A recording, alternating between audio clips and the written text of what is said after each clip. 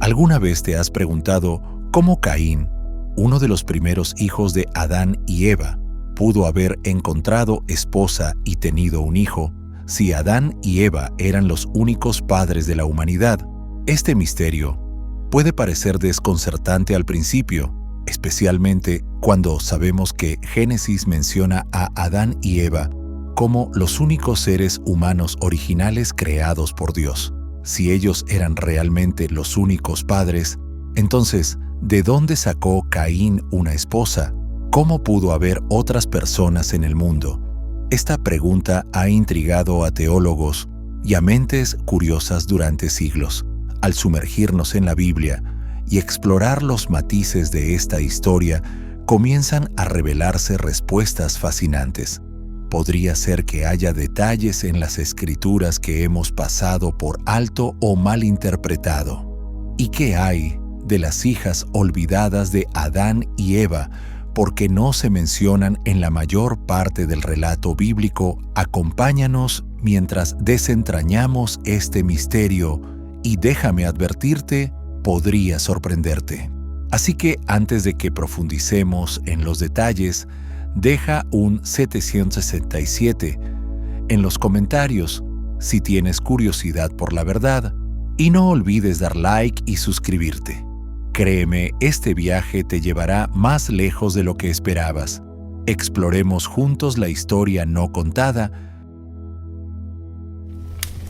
Secreto impactante: la esposa de Caín y las hijas ocultas de Adán.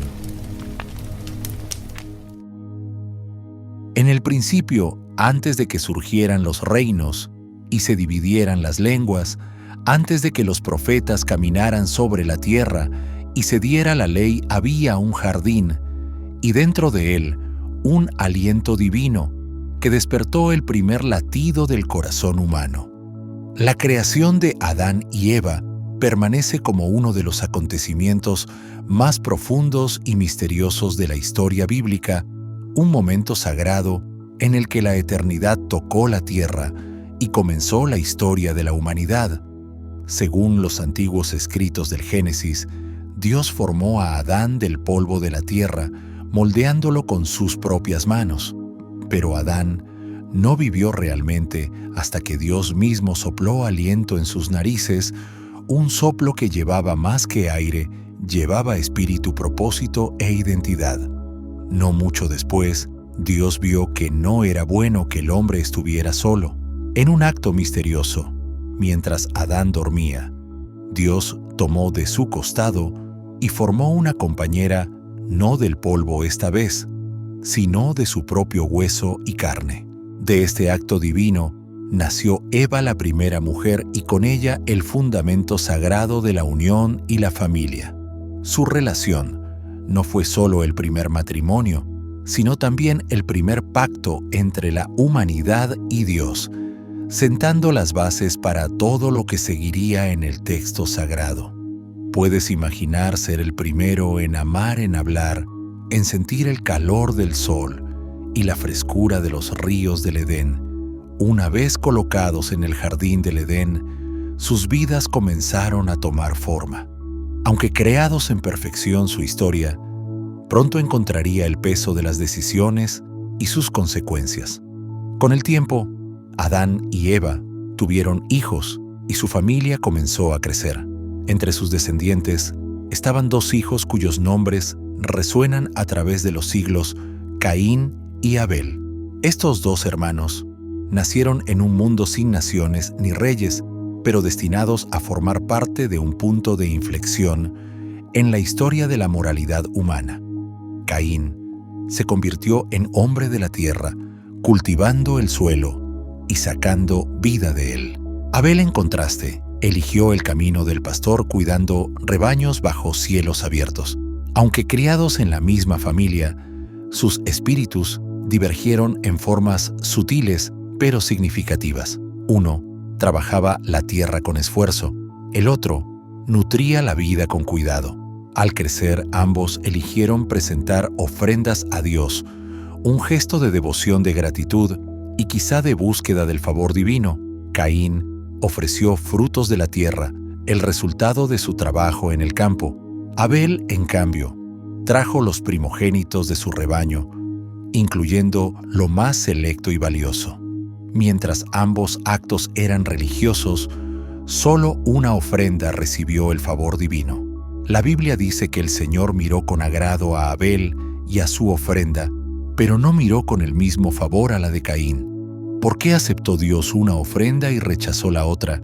¿Se trataba del regalo en sí o de algo más profundo en el corazón del que lo daba? Muchos creen que la clave no estaba en lo que se ofrecía, sino en cómo se ofrecía. La ofrenda de Abel era lo mejor, elegida con cuidado, presentada con reverencia y llena de amor genuino. La de Caín, aunque era una contribución, carecía de esa distinción. Podría ser que Dios estuviera enseñando a la humanidad desde sus primeros días que la adoración no se trata de un simple ritual, sino del corazón detrás del sacrificio.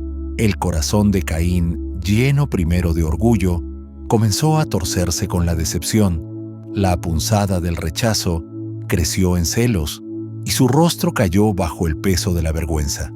Dios vio la tormenta interna que crecía dentro de Caín y en un momento de compasión divina le dio una advertencia. ¿Por qué estás enojado? ¿Por qué se ha abatido tu rostro? Dijo Dios en Génesis 4, 6, 7. Si haces lo correcto, no serás aceptado, pero si no lo haces, el pecado está a la puerta.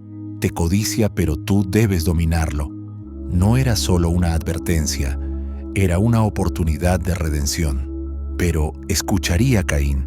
En lugar de buscar entendimiento o sanidad, Caín dejó crecer la oscuridad. Invitó a Abel al campo, quizá bajo el pretexto de hablar o trabajar juntos, pero lejos de testigos, lejos de la mirada de sus padres o de la voz de Dios, ocurrió lo irreversible. Caín, ardiendo de envidia y cegado por la ira, atacó a su hermano y lo mató. La tierra que antes daba fruto de sus manos, ahora bebía la sangre de su propio hermano. Esto no fue simplemente un momento de rivalidad fraterna, fue el primer asesinato en la historia humana, la primera muerte, la primera ruptura irreversible de la vida. Y con ello, una sombra cayó sobre la historia de la humanidad. Pero, ¿qué sucedió después? ¿Qué castigo enfrentaría Caín? ¿Y qué misterios más profundos esconde esta historia, especialmente sobre la familia de Adán y Eva? ¿Qué pasó con las hijas del Edén, cuyos nombres no fueron escritos, pero cuya existencia podría contener la respuesta a una de las preguntas más intrigantes de la Biblia? Permanece en esta historia. Las respuestas que vienen no solo pueden sorprenderte, sino cambiar la manera en que ves el mismísimo inicio de la humanidad. Después de que la sangre de Abel clamó desde la tierra, algo se quebró en el tejido de la creación. La inocencia del Edén ya había sido perdida, pero ahora la humanidad había caído aún más en la oscuridad. Un hermano había quitado la vida a otro, y aún después de tan grave acto, Caín no se presentó en arrepentimiento. En cambio, eligió el silencio, eligió el engaño. Dios, cuyos ojos todo lo ven y cuya voz no puede ser silenciada, se dirigió a Caín con una pregunta que retumbó como trueno en el silencio del alma. ¿Dónde está tu hermano Abel? No es que Dios no supiera. Era una prueba, una invitación divina para que Caín confesara, para que hablara con la verdad, para que reconociera el horror de lo que había hecho.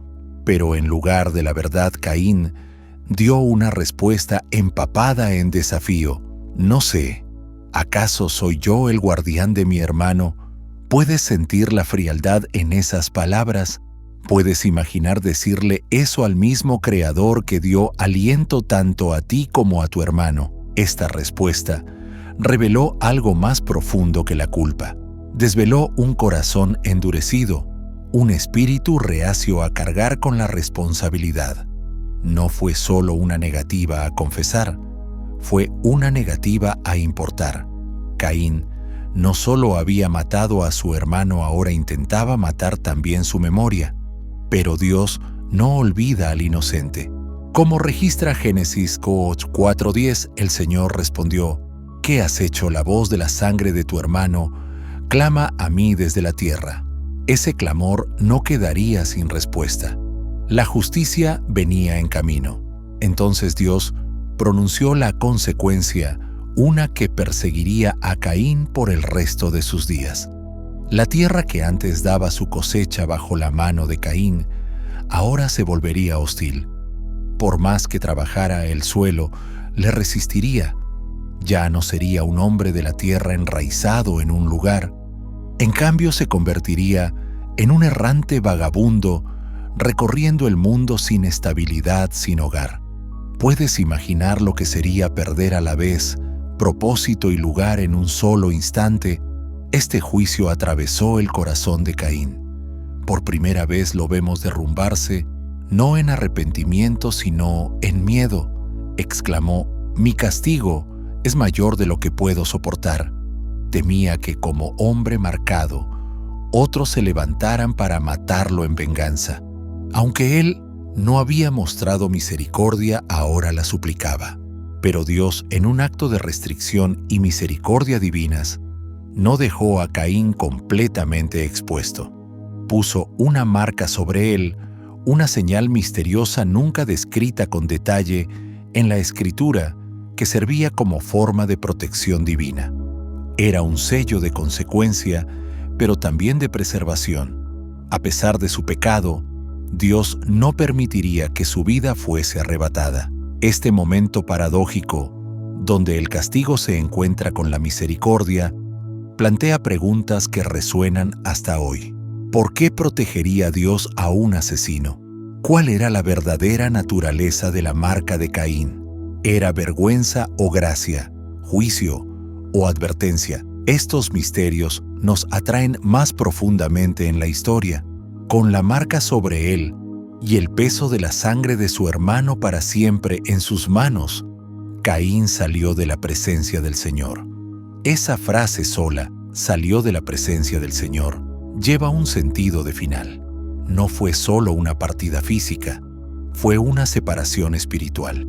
Viajó al oriente de Edén, a una tierra llamada Nod, un lugar cuyo nombre significa vagar.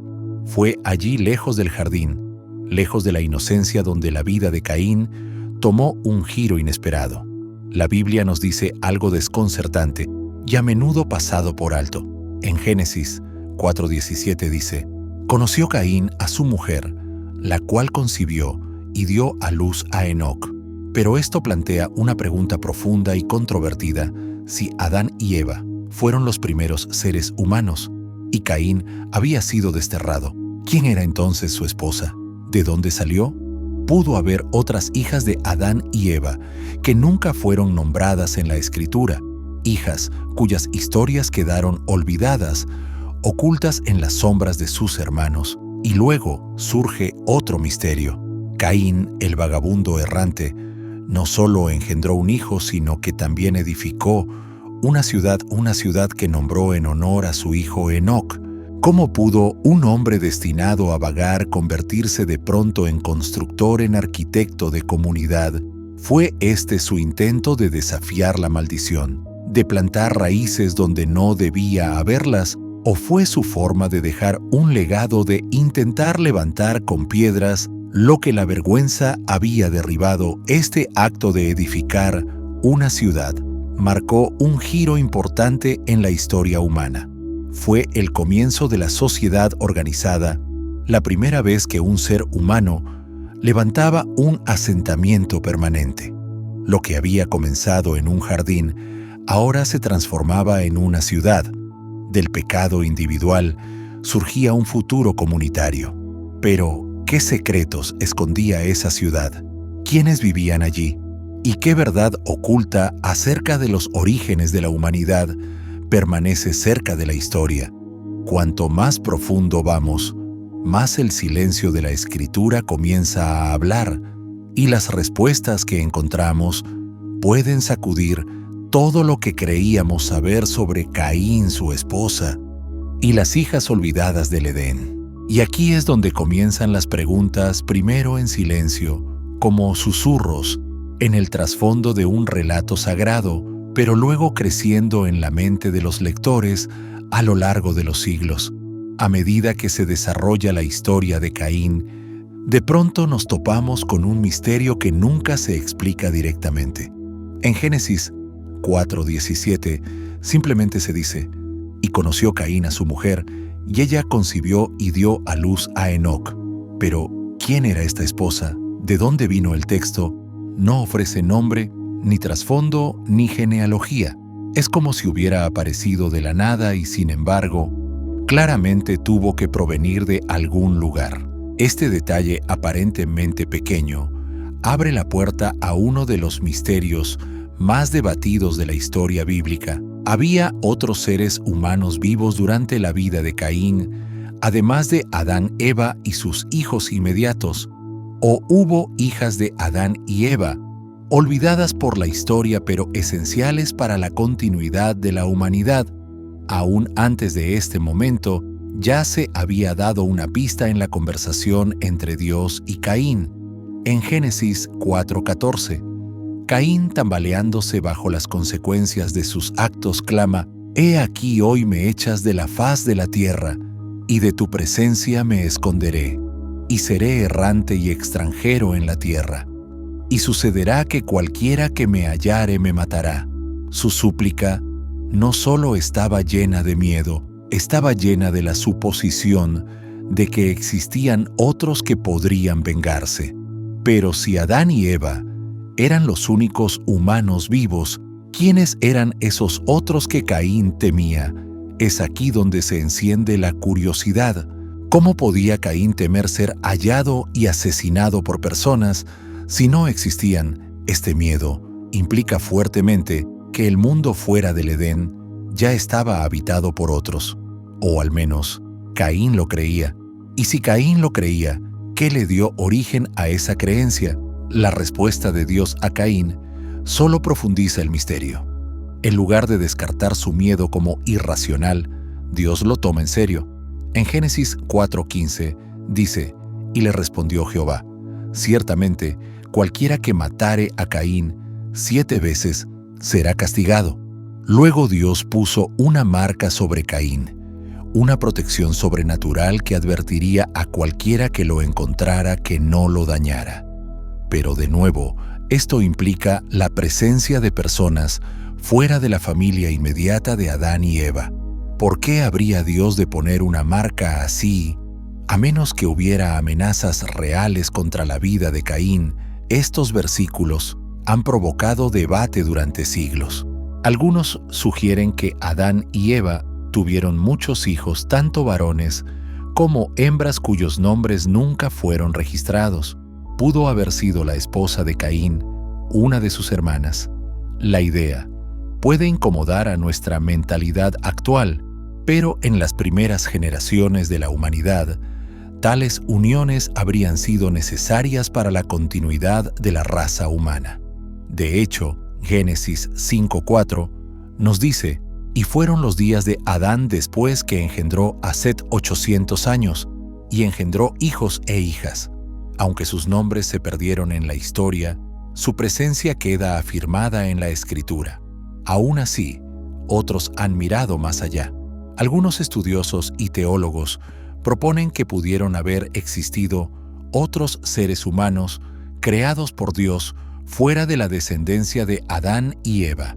Esta interpretación, aunque controvertida, intenta reconciliar la Biblia con las evidencias arqueológicas que apuntan a asentamientos humanos y comunidades complejas en tiempos muy antiguos. Podría ser que Dios creara más de una línea de humanidad.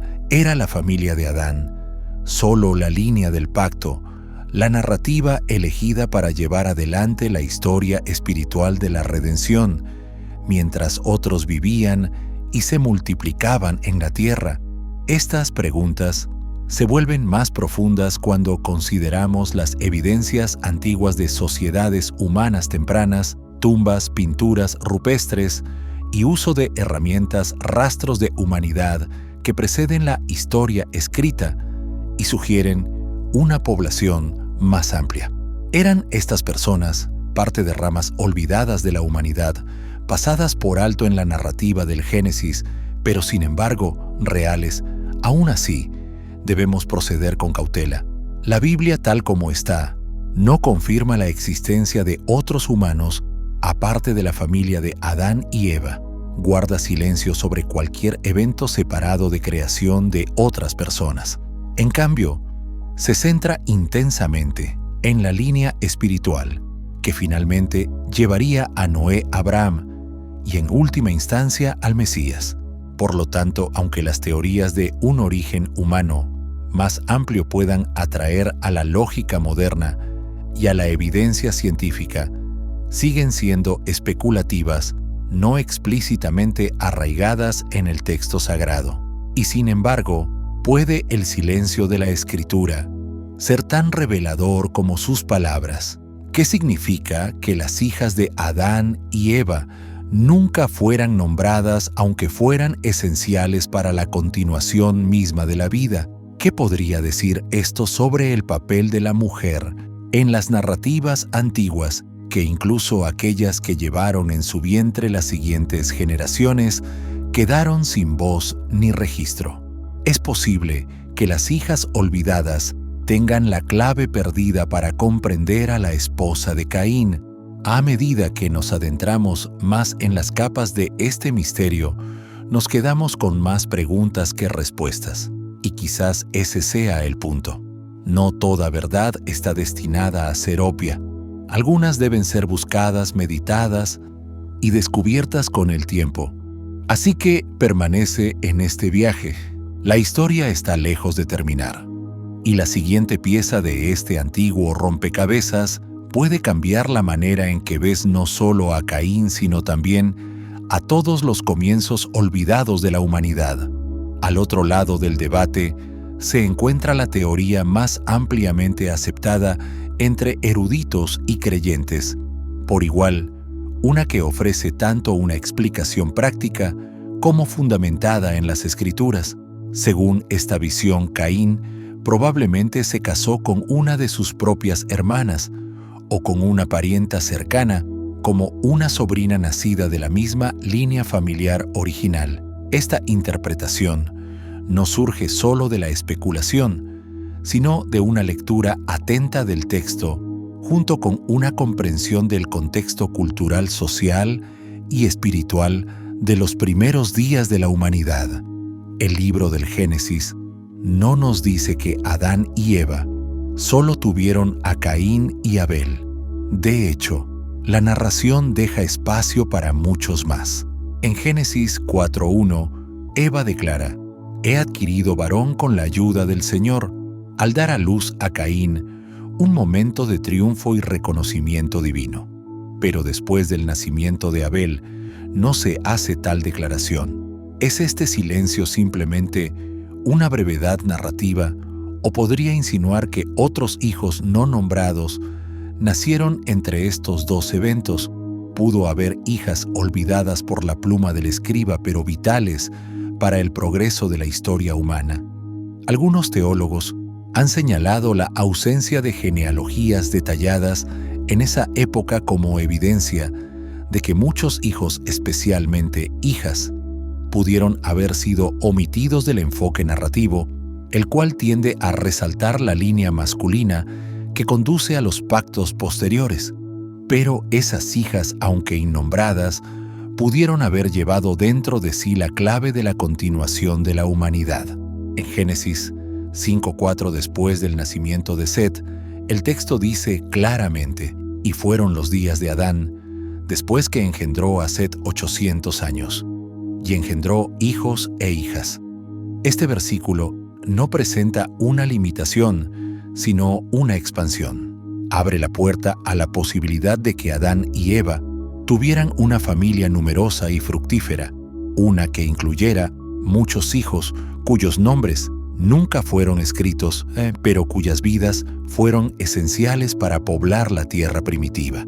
Si Caín se casó con una de estas hermanas, Eso estaría en armonía con las normas culturales de la época, así como con la necesidad de la situación. Pensemos, si toda la raza humana se originó de una sola pareja, ¿con quién más podría haberse casado Caín sino con una hermana o parienta cercana en aquel mundo antiguo, intocado por las ideas modernas sobre la genética y la consanguinidad?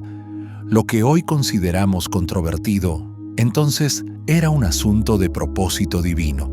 ¿Cómo más podría llenarse la tierra como Dios ordenó en Génesis 1:28, cuando bendijo a Adán y Eva diciendo: fructificad y multiplicaos y llenad la tierra?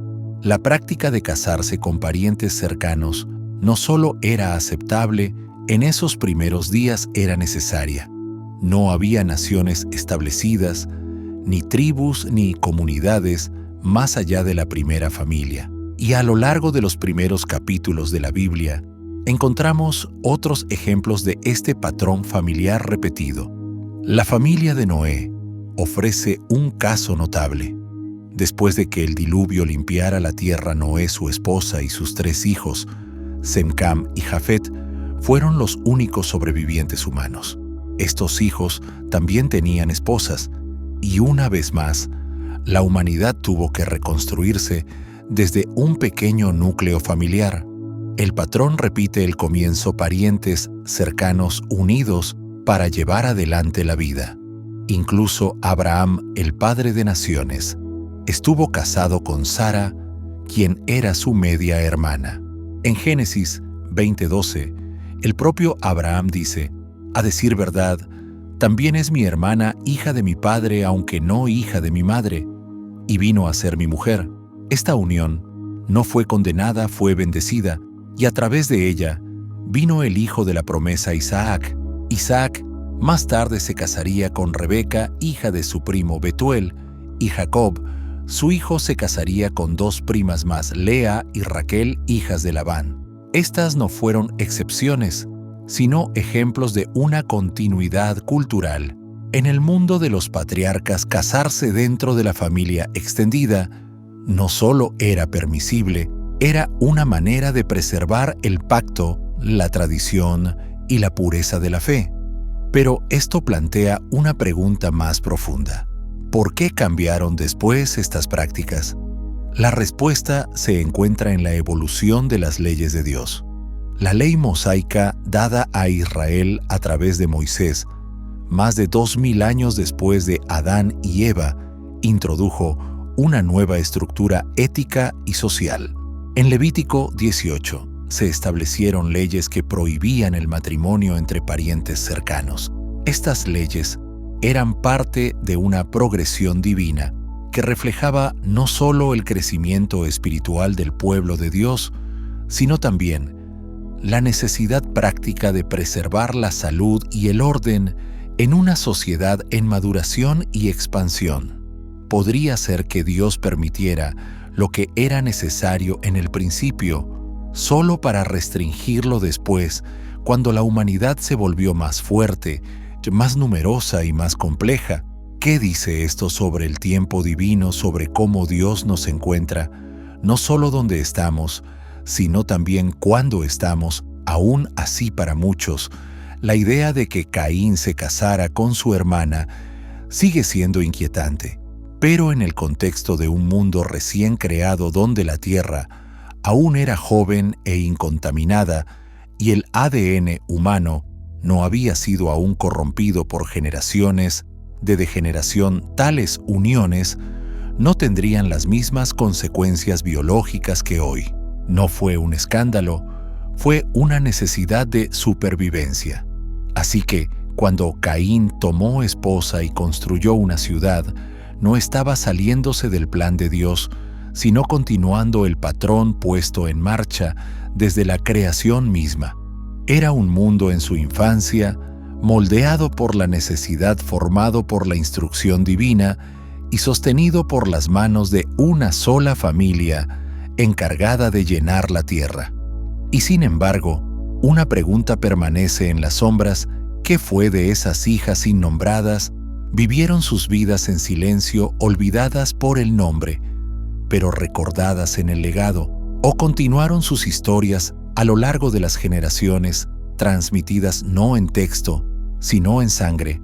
Quizás estas mujeres ocultas, estos hilos silenciosos, en el tapiz humano posean más poder y misterio de lo que jamás hemos imaginado. El relato bíblico a menudo proyecta una larga sombra sobre las figuras menos conocidas que caminaron en los primeros días de la tierra. En primer plano, encontramos la historia de Caín y Abel, dos hijos de Adán y Eva, cuyo relato es tanto dramático como devastador. Su narrativa está marcada por devoción, rechazo, celos y, finalmente, el primer asesinato en la historia humana. Y debido a esta intensidad, a este momento definitorio, gran parte de nuestra atención se dirige hacia ellos. Pero, ¿qué hay de los demás? ¿Qué hay de los hijos e hijas innombrados que fueron parte de esa primera familia, los que respiraron el mismo aire, caminaron sobre la misma tierra y vivieron vidas cuyas historias nunca fueron contadas? Hay un silencio sutil en las Escrituras que deja a muchas de estas figuras envueltas en misterio. Génesis 5:4 nos dice que Adán vivió 800 años y engendró hijos e hijas. Sin embargo, no se nos da ningún nombre, ningún destino se describe. El foco permanece firmemente puesto en Caín, Abel y más tarde Set. Podría ser que en las sombras del gran relato otras vidas se desarrollaran en silencio, vidas esenciales aunque nunca registradas. Este estilo selectivo de narración, aunque comprensible, crea un vacío, un hueco en la memoria colectiva de la humanidad. ¿Por qué no fueron nombradas las hijas de Adán y Eva? ¿Acaso sus contribuciones importaron menos o simplemente el texto sagrado nunca fue concebido para funcionar como una genealogía completa? La verdad es que la Biblia no puede relatar cada evento ni nombrar a cada figura desde la creación hasta el fin de los tiempos. La historia que cuenta es de pacto, no necesariamente de cronología, y sin embargo, esos vacíos han inspirado curiosidad durante siglos. En ese espacio entre versículos, otros textos antiguos intentaron llenar el silencio. Uno de ellos es el Libro de los Jubileos, un texto apócrifo, a veces llamado Pequeño Génesis.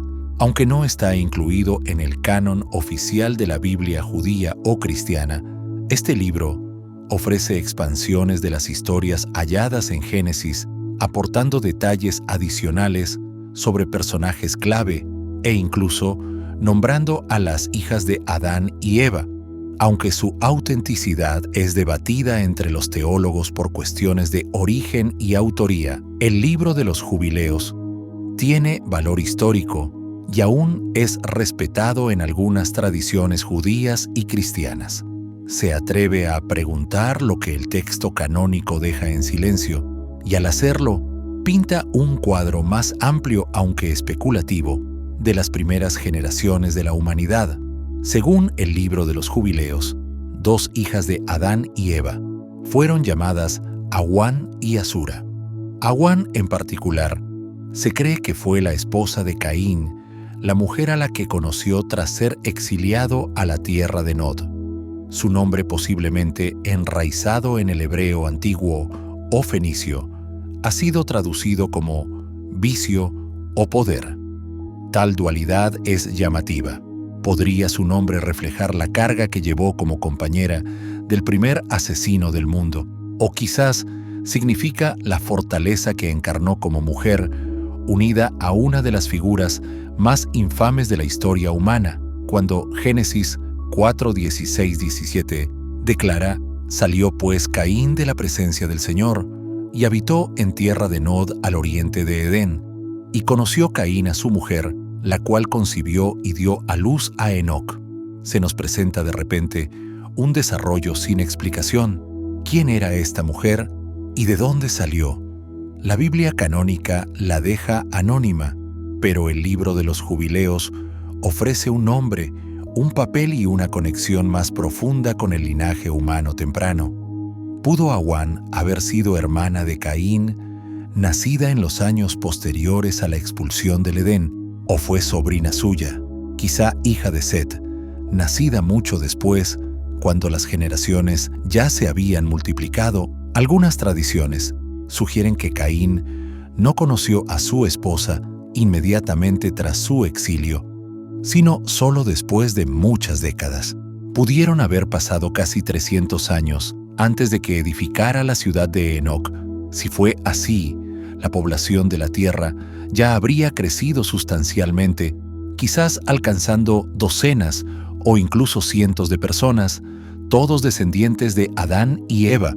Para cuando Caín conoció a Awan, la familia de Adán quizás se había expandido mucho más allá de los 5 nombres que solemos asociar con la historia. Se dice que Set por sí solo engendró muchos hijos, y si Adán vivió más de 900 años, ¿cuántas hijas pudieron haber nacido también? Y si la tierra de Nod no era un desierto vacío, sino una región donde ya vivían miembros dispersos de la familia humana extendida, y si Caín nombró la ciudad en honor a su hijo Enoc, ¿no sugiere eso un deseo de legado, un anhelo de comenzar de nuevo, no solo como fugitivo, sino como constructor? ¿Y qué papel desempeñó Awan en esa transformación? ¿Fue simplemente su esposa o una compañera en su intento de redefinirse tras la marca de la vergüenza?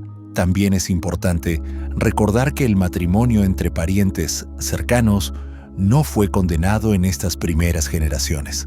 Más bien, era necesario para la supervivencia.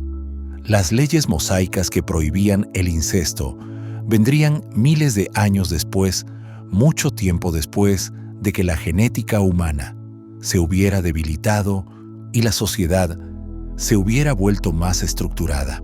Al principio, los matrimonios entre hermanos o entre parientes cercanos no solo eran aceptables, eran vitales. Incluso la familia de Noé siguió este patrón con hijos e hijas que se unieron entre sí para repoblar la tierra tras el diluvio. Abraham se casó con su media hermana Sara, y su hijo Isaac tomó por esposa a su prima Rebeca. Jacob se casó con 2 de sus primas Lea y Raquel. Lo que hoy vemos como inusual alguna vez fue una sagrada continuación de la vida. Entonces, ¿qué fue de esas hijas olvidadas, Awan y Asura, y las muchas otras cuyos nombres nunca conoceremos? ¿Fueron simplemente vasijas de linaje o también portadoras de fortaleza, fe y resiliencia en un mundo nuevo e incierto? ¿Pudieron sus silenciosas contribuciones haber ayudado a moldear el camino espiritual que la humanidad terminaría recorriendo? El silencio de la Escritura no significa ausencia. A veces, lo que no se dice nos invita a profundizar más. Y en las vidas de estas mujeres innombradas, quizás se encuentre un hilo escondido, un legado esperando ser redescubierto. Entre las muchas maravillas del mundo bíblico primitivo, un aspecto destaca como misterioso y sobrecogedor: las asombrosas longitudes de vida de los patriarcas antediluvianos.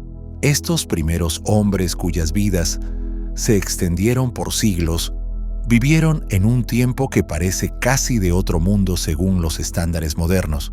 En las genealogías del Génesis, se nos invita a asomarnos a una época en la que el tiempo transcurría de manera distinta, en la que una sola vida podía abarcar casi un milenio y en la que el límite entre lo divino y lo terrenal parecía mucho más cercano. Adán mismo, el primer hombre creado del polvo por el soplo de Dios, vivió 930 años, Génesis 5:5. Imagina cargar con el peso de la primera caída de la humanidad durante 9 siglos, presenciando el nacimiento de generaciones y viendo cómo las semillas de la pérdida del Edén se esparcían sobre la tierra. Su hijo Set, nacido tras la muerte de Abel y encargado de continuar la línea humana, vivió 912 años, Génesis 5:8. Luego vino Enós, nieto de Adán, que alcanzó 905. Génesis 5:11. Este patrón continuó. Enoc vivió 365 años antes de ser misteriosamente llevado por Dios, y Lamec vivió 777. Pero un nombre se alza sobre todos, Matusalén, abuelo de Noé, cuya vida alcanzó los 969 años, la más larga registrada en la Biblia, Génesis 5:27. Esta longevidad extraordinaria no fue presentada como inusual, era la norma. ¿Pero por qué? ¿Qué hizo que esas vidas fueran tan largas, tan resistentes? Algunos creen que la Tierra en su estado primitivo estaba más cerca de la perfección, su clima más estable, su atmósfera más protectora. Antes de que las aguas del diluvio transformaran el mundo, tal vez el ambiente preservaba la vitalidad de un modo que apenas podemos imaginar hoy. Otros sugieren que el genoma humano en su diseño original estaba intacto. Creado directamente por Dios, Adán y Eva habrían llevado una pureza genética robusta y sin corrupción. Sus descendientes inmediatos pudieron haber heredado esa vitalidad.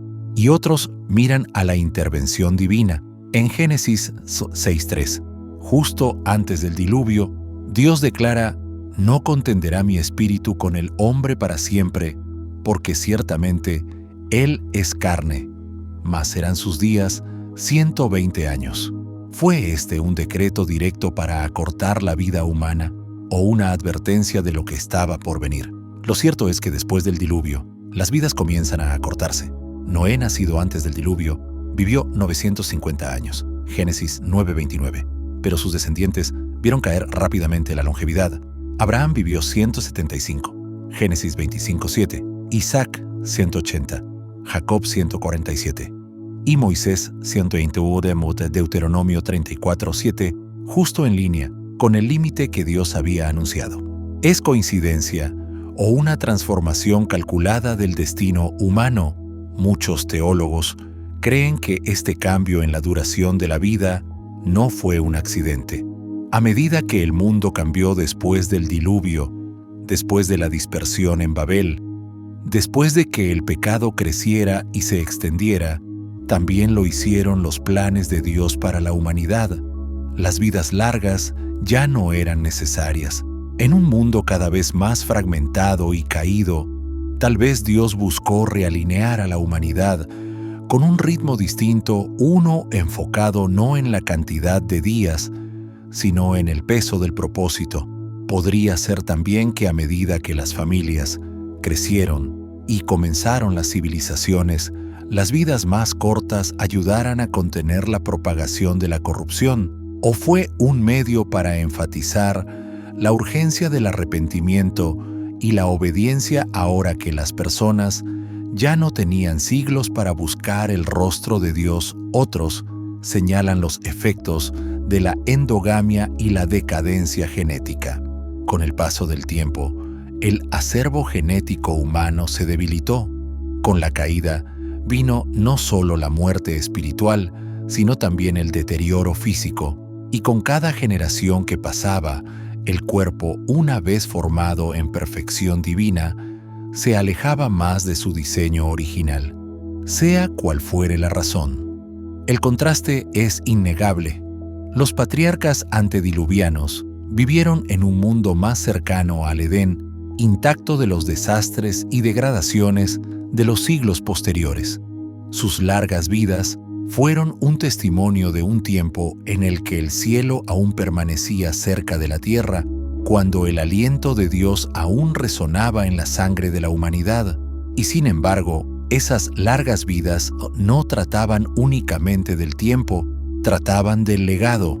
En esos siglos extendidos, cada hombre tuvo la oportunidad de formar generaciones, edificar naciones y transmitir historias que se convertirían en el fundamento de la Escritura.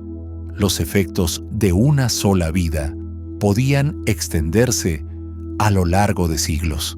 Entonces, ¿qué nos revelan estas antiguas longitudes de vida hoy en día? ¿Nos apuntan hacia algo que hemos perdido o nos susurran algo que nunca debíamos retener para siempre? Un recordatorio de que incluso La vida más larga sin Dios sigue siendo efímera. En estos nombres antiguos, Adán, Set, Enos, Matusalén, encontramos más que números. Encontramos ecos de un mundo perdido. Y quizá, si escuchamos con suficiente atención, oigamos lo que esas largas vidas siempre quisieron decirnos, que el tiempo, por muy largo que sea, solo encuentra su verdadero significado cuando se vive en la presencia de Dios. Al llegar al final de nuestra exploración de la misteriosa esposa de Caín y de las hijas olvidadas de Adán y Eva, las piezas de este antiguo rompecabezas comienzan a formar una imagen más clara. Para cuando Caín buscó esposa, ya había varias hermanas y sobrinas disponibles, mujeres nacidas de los muchos hijos e hijas innombrados de Adán y Eva. Dada la longevidad y la fecundidad de las primeras generaciones de la humanidad, la tierra no estaba tan escasamente poblada como solemos imaginar. Durante cientos de años, las familias se multiplicaron y los matrimonios entre parientes cercanos eran tanto comunes como necesarios. En esa era formativa el matrimonio entre parientes cercanos, entre hermanos primos, incluso sobrinas. No se consideraba pecaminoso ni antinatural. Al contrario, era una realidad práctica del tiempo. Solo siglos después, cuando la población humana se expandió y diversificó, Dios introduciría nuevas leyes para limitar tales uniones. Estas leyes, entregadas a través de Moisés, fueron diseñadas para prevenir complicaciones genéticas y establecer límites éticos para una sociedad en maduración. Hasta entonces, la supervivencia y expansión de la humanidad dependía de los lazos familiares estrechos unidos por el pacto y no por el tabú social. La Biblia es clara en un punto esencial. Toda la humanidad desciende de una sola pareja original, Adán y Eva.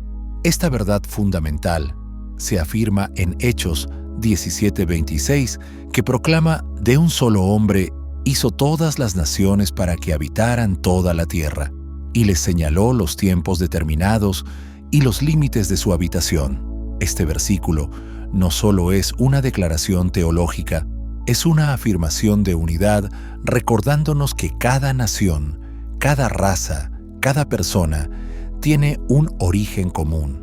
Cualquier interpretación que contradiga esta verdad carece de respaldo bíblico y se desvía de la narrativa divina.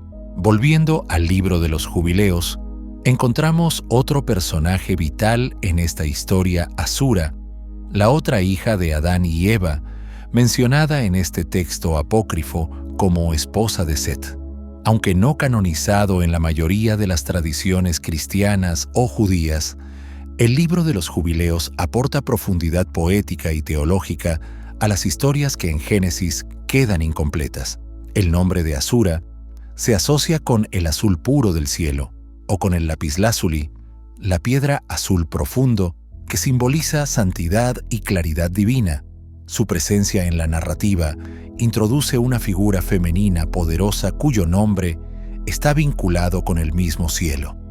La unión de Asura con Set es más que un matrimonio, es un punto de inflexión. Tras la muerte de Abel y el exilio de Caín, el linaje de justicia había quedado quebrado, pero Dios, en su misericordia, designó a Set para restaurar el camino. La misma Eva expresó esta esperanza en Génesis 4:25 cuando dijo: Dios me ha dado otro hijo en lugar de Abel porque Caín lo mató. En algunas tradiciones, Asura habría sido primero la esposa de Abel, lo que hace aún más profunda su historia. Después del asesinato trágico de Abel, ella se convirtió en viuda y con el tiempo en esposa de Set. Su vida, marcada por el dolor y la restauración, refleja el arco redentor de la propia Escritura. De su unión surgió un linaje que llevaría adelante el hilo espiritual de la humanidad. Uno de sus hijos fue Enos, cuyo nombre significa hombre frágil, un recordatorio de la debilidad humana y de nuestra dependencia de Dios. Enos ocupa un lugar importante en la historia espiritual. Fue en su tiempo, según Génesis 4:26, que los hombres comenzaron a invocar el nombre del Señor. No fue un gesto casual. Marcó el inicio del culto formal, del establecimiento de la oración y del reconocimiento de la soberanía de Dios por una humanidad quebrantada. Otro descendiente de la línea de Set, aunque a veces erróneamente pensado como hijo de Enós, fue Enoc, el hombre cuya relación con Dios fue tan íntima, tan sagrada, que evitó la muerte por completo. Génesis 5:24 registra: caminó pues Enoc con Dios, y desapareció porque le llevó Dios. La vida de Enoc, como una vela que nunca se apagó, es símbolo de fe profunda y de un llamado divino más allá de lo ordinario. Pero quizá la figura más extraordinaria en la descendencia de Set sea el hombre que fue llamado a construir un arca en un mundo destinado a la destrucción. Noé, nieto de Matusalén y bisnieto de Enoc. Noé fue el producto de generaciones moldeadas por devoción, reverencia y obediencia. Su nombre se volvió sinónimo de fe en medio del caos.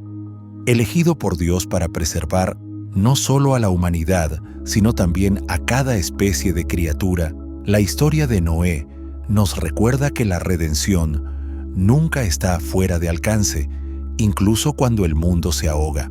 Así, el legado de Set y Asura no es uno de anonimato silencioso, es de importancia monumental. Sus descendientes no solo fueron guardianes de la justicia, sino portadores de profecía y protección divinas. De su línea surgieron la adoración, la comunión, la perseverancia y la salvación. Las hijas de Adán y Eva, tan a menudo olvidadas, desempeñaron papeles de importancia incalculable. Awan, compañera de Caín, se convirtió en puente entre el exilio y la continuación. Asura, compañera de Set, se erigió como matriarca del linaje justo que daría lugar a Noé y en última instancia a Cristo mismo. Aunque la Escritura no les da protagonismo, su presencia está entretejida en el tejido mismo de la historia sagrada. Y así, cuando volvemos a la pregunta inicial, ¿quién fue la esposa de Caín?, descubrimos que la respuesta revela mucho más que un nombre. Abre una ventana a un mundo olvidado, un mundo en el que cada alma cargaba con el peso de lo nuevo del propósito de la designación divina, un mundo en el que incluso los innombrados desempeñaron roles sagrados. Y quizá, solo quizá, nos llama a mirar nuevamente a los márgenes de la historia para encontrar significado en lo que casi se perdió en el tiempo. Cada individuo en este linaje antiguo cargaba con una responsabilidad única: dar forma no solo al desarrollo de la civilización humana, sino también a la transmisión de la fe, la justicia y la herencia divina. Al examinar a los descendientes de Caín y Awan, junto con los de Set y Asura, comenzamos a ver emerger una profunda dualidad, una que refleja la lucha constante dentro del corazón humano. Estas primeras generaciones no fueron solo figuras históricas, eran espejos de la naturaleza humana, encarnaciones vivientes de las elecciones espirituales que moldean nuestro destino. Caín, el primogénito de Adán y Eva, abrió un camino marcado por la rebelión, la envidia y finalmente el derramamiento de sangre. Se convirtió en símbolo de lo que ocurre cuando el corazón se aparta de la voz de Dios, cuando el orgullo y el dolor oscurecen el llamado al arrepentimiento. Su linaje, aunque productivo e innovador como la fundación de ciudades y la creación de herramientas, reflejó un alejamiento de la intimidad divina. En contraste, Set y Asura representan otra corriente. Su linaje fue un retorno a la reverencia, un reenfoque en la voluntad de Dios y en la comunión espiritual. De su unión nació una herencia marcada por la justicia y la adoración, un pueblo que volvió a invocar el nombre del Señor. Sus descendientes llevarían el hilo espiritual que conduce directamente a Noé, a Abraham y en última instancia a Cristo. Estas dos líneas familiares, la de Caín y la de Set, no son meramente biológicas, representan dos elecciones espirituales. Una conduce hacia afuera a la autosuficiencia y a la distancia de Dios. La otra conduce hacia adentro, hacia la sumisión, la adoración y la redención. Una vez más, es importante recordar que el libro de los Jubileos, que aporta gran parte del detalle sobre hijas como Awan y Asura, es considerado apócrifo. Esto significa que no forma parte del canon sagrado oficialmente reconocido, ni en la tradición judía, ni en la mayoría de las tradiciones cristianas. La información que contiene, aunque intrigante y rica históricamente, debe leerse con discernimiento. Las interpretaciones varían entre distintas denominaciones y perspectivas teológicas. La Santa Biblia, en cambio, nunca fue escrita para documentar a cada individuo que vivió cada matrimonio que ocurrió o cada historia que se desarrolló. Su propósito es ofrecer lo esencial, el mensaje divino de esperanza, salvación, amor, justicia y cómo estamos llamados a vivir.